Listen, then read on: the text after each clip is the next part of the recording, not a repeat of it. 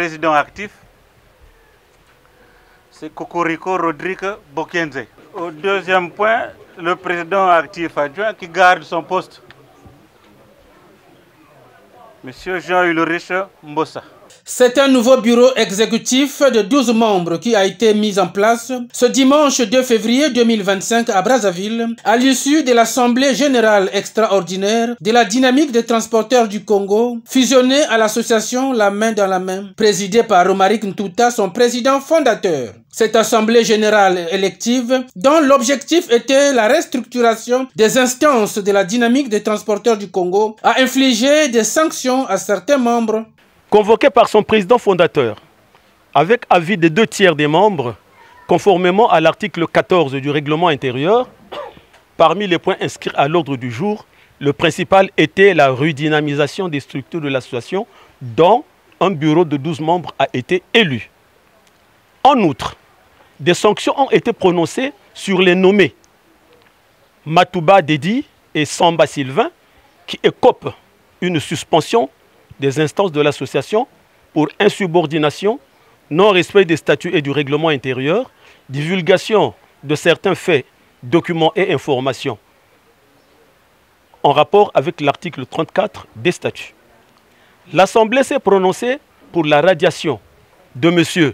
Koutsimuka Yves pour trafic d'influence, usurpation de pouvoir, abus d'autorité et perd tous les droits liés à la fonction.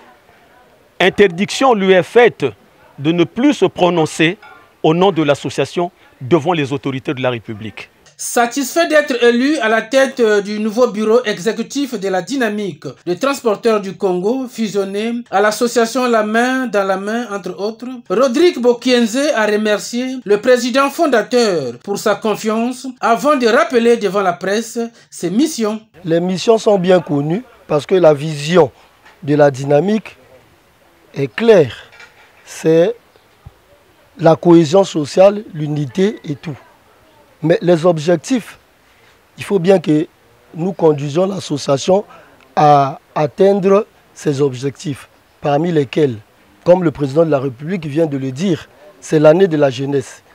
Donc nous, autour du transport, nous rassemblons en majorité des jeunes désœuvrés, pour éviter qu'il y ait la délinquance juvénile, pour éviter qu'il y ait le barbarisme et tout, et chacun d'eux trouve une place pour exercer une fonction, une activité dans nos milieux. Et ça permet de lutter contre le chômage.